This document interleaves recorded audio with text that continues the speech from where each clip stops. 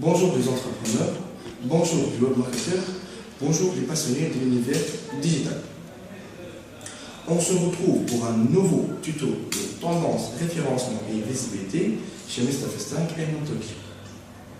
Voyons ensemble comment optimiser les métadonnées pour le référencement. Regardez vos pages internet avec l'œil des spiders qui crawlent régulièrement vos pages internet est un incontournable facteur de réussite quant à votre projet de référencement. Tout d'abord, afin de visualiser le cache, autrement dit, la façon dont les spiders et les moteurs de recherche visualisent vos pages internet, deux possibilités sont offertes. Première des choses, c'est d'aller sur les pages de résultats. Vous allez trouver quelque part l'URL que vous voudrez voir comment Google arrive à visualiser de manière très précise. Juste à droite de l'indication de l'URL du snippet, vous allez trouver une toute petite flèche. Cliquez dessous, vous trouverez donc la zone option de cache. Il y a une autre méthode, c'est de miser sur les outils dédiés à l'instar l'outil de Yakapercy ou l'outil de ce qu'on appelle Spider Simulator. Donc, la question que vous posez toujours régulièrement, quelles sont les métadonnées qui sont encore toujours prises en compte par les moteurs de recherche, principalement par Google, pour l'année de 2015. Par ordre de priorité, nous allons lister les méta et les balises les plus éminents du point de vue référencement. Commençons par la balise taille. Cette balise doit être représentative, courte. En moyenne, ça doit inclure 56, entre 56 ou voire même 65 caractères, autrement dit en moyenne entre 6 et 8 mots clés.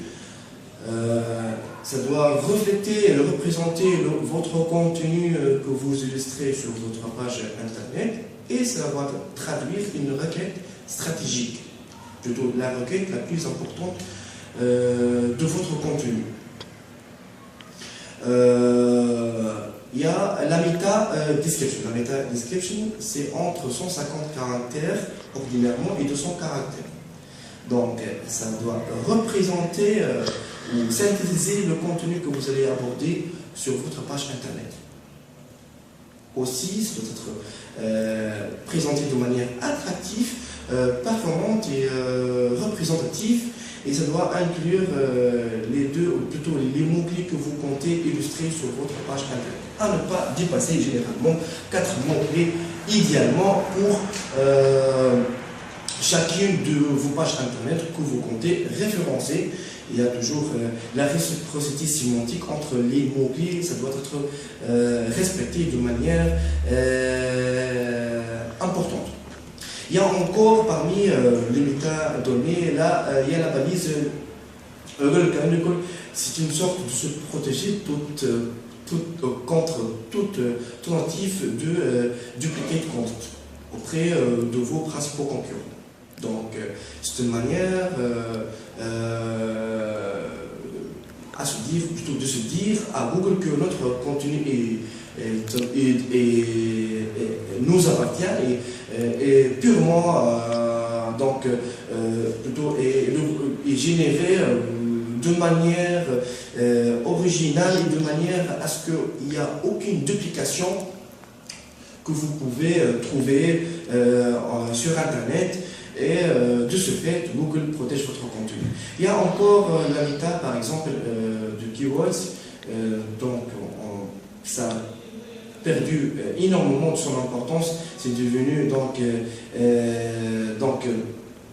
presque ça ne dispose aucune utilité du point de vue référencement, mais cela n'empêche le fait qu'elle pourrait être présente parmi vos métadonnées dans la partie de vos pages internet, juste au-dessous de votre meta description, où vous allez indiquer quelques mots-clés, soit que vous le mettez séparément un mot-clé après un autre, soit que vous mettez en fonction de la notion de requête, ou donc là vous devrez arrêter sur 3 ou 4 expressions clés au grand maximum pour ne pas tomber dans les répétitions de mots-clés. Il y a finalement la méta de robots, et donc cette méta est conçue par Google pour encore, soit pour vous donner la possibilité de permettre, ou encore plutôt d'interdire l'accès par rapport à votre ou sur votre page internet, par rapport au spider de moteur de recherche. C'était mon intervention sur le sujet de comment optimiser pertinemment vos métadonnées, en espérant de vous voir dans ma prochaine vidéo de tendance, référencement et visibilité chez Mr. Festac et notre équipe.